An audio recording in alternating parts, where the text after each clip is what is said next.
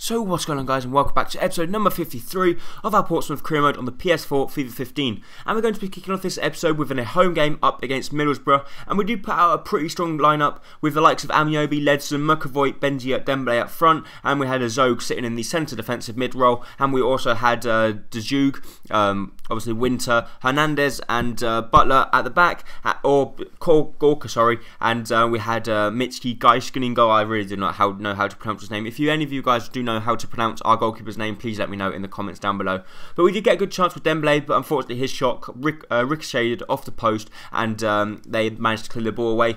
But the next chance once again does fall to us. Bartram does get a good shot, but unfortunately once again Steele comes out on top of the odds and makes a really good save. The next chance of the game does actually fall to them. A pretty poor mistake from us in the defensive role.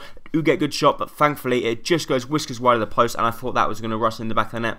But in the 89th minute, Amiobi picks up the ball. It comes to Bartram. Bartram skips past one, has a wonderful shot, and it fires into the back of the net. And in the 88th minute, it looked like we've wrapped up all 3 points. And this looked like a really promising win if we could hold on to it, as Bartram scores a really crucial goal for us in the 88th minute. And as you see there, everyone was excited, as nearly every player went up to congratulate Bartram with his wonderful goal. And as you see from the replay, it was just a lovely fake shot round the two defenders, left the two defenders for dead.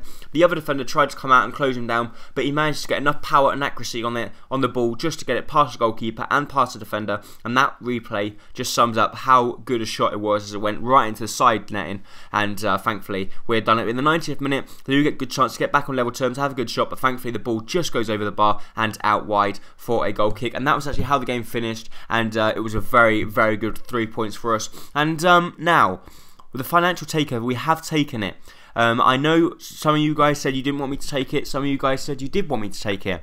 I personally wanted to take it because, like I explained before, I do believe that we deserved it because we got promoted from League 2 and League 1. We won the Johnston Paint Trophy, we done well in the FA Cup, and to be honest, once we got promoted into the Championship, and we only got given £500,000 to spend on players, and that was really gut-wrenching, to be honest, as you guys have already known, as I've already explained in episode number 51. So if you want to know the explanation of what I was thinking, but I've now actually done it, go to episode number 51 and check that one out, but I'm sure you guys already know. But I'm really sorry for them guys that didn't want me to take it. The guys that did want me to take it, well, I've taken it.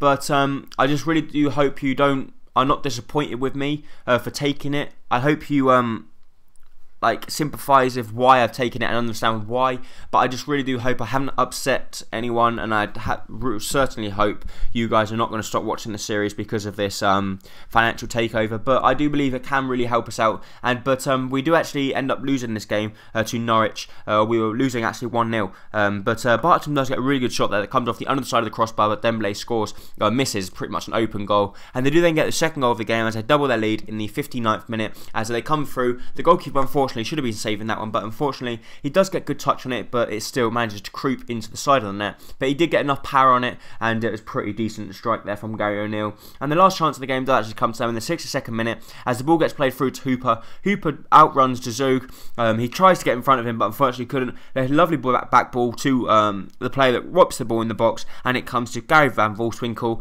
and he manages to Ricky Van Volswinkel, sorry, as he manages to head the ball into the back of the net.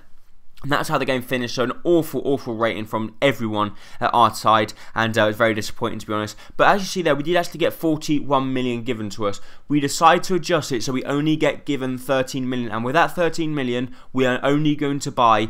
We're only going to use that 13 million. I'm not going to do anything else apart from spend that, and the remaining money I'm going to spend on the scouts. The reason I'm doing that is because then we can pick up some good players for free, obviously. But I'm gonna try and buy the best scout I possibly can. So if there's a scout that we can try and buy for like 7-8 million, that's what we will do, as then that makes it quite realistic as well, because then Portsmouth, I do know, have a really good academy, and hopefully we can try and bring up some good players. But we did go ahead and try and offer some players for James Wilson, Vitinho, Niang, who was very cheap as well, and also the last player we do go in for is a centre-back as well. But James Wilson does accept the transfer offer from Manchester United, and we tried to offer him a contract as he will be a squad rotation player if he did come in. Vitinha also accepts, or CSK Moscow also accepts, and Vitinha could be coming into the club as a centre-attacking mid, 22 years old.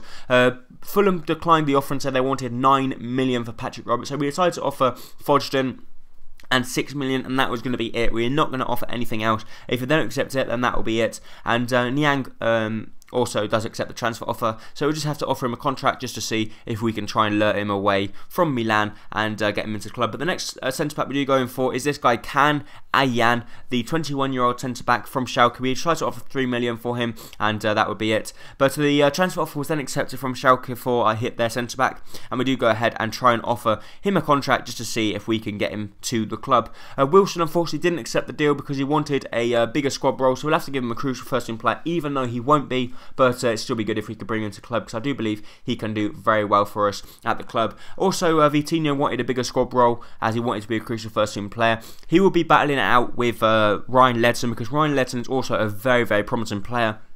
So it would be between them two, whoever gets starting positions week in, week out. I do believe it will be changing, but the next deal is accepted from James Wilson, and he will be coming to the club. Vitinha wanted a little bit more money, so we do go ahead and offer it him, and as a crucial first-team player, and he also comes into the club. And the last player that we do try and bring into the club is Mbai Niang, and we do actually have to offer him a little bit more money than what we wanted to, because he said he likes living in Milan, etc. But we'll just have to try and do that, and hopefully it will come back. Vitinha does come back, as does Niang. And as you see there, we do actually have 2 million remaining after that. And the reason we have 2 million remaining is because we've only actually spent 11 million. Niang also accepted, as you see there. We've got 420,000 left, and that then is going to be completely changed and gone onto the scouts. And we did get an offer from Real Madrid for Ryan Ledson for 7 million, which is really, really high for a player of his age. But I do believe he can go up quite a few more ratings, and I didn't want to accept it. But we then go into the squad report, and Antron Yushkin